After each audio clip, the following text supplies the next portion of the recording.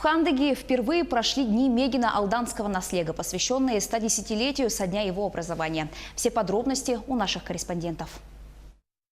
Праздник начался с торжественного открытия на главной площади райцентра, на котором гостей и жителей приветствовал глава Мегино-Алданского наслега Юрий Комиссаров, а также руководители района и поселка. После делегации Мегино-Алданского наслега и районного центра поселка Хандыга прошли костюмированным шествием по улице Героя Охлопкова.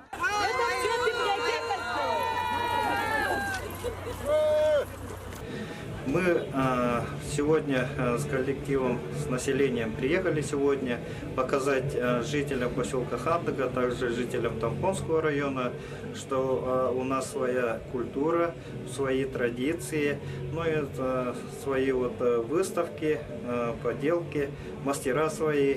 В этот день в Центре спорта и культуры «Алроса» была открыта выставка «Мастера села Мегино-Алдан». Посетители имели возможность увидеть персональные выставки членов Всероссийской ассоциации кузнецов Александра Рудых, Альберта Захарова, Феликса Комиссарова, известного художника Романа Ефемова, а также работы прикладного творчества, представленные мастером-педагогом Дарьей Колодезниковой.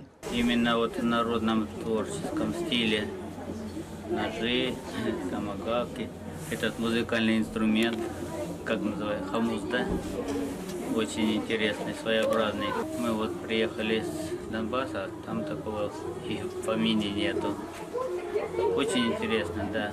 Завершился праздничный день театрализованным представлением-концертом, организованным творческими коллективами Мегино-Алданского наслега. Мария Винокурова, Нина Ханарова, Хандыга, Тампонский район.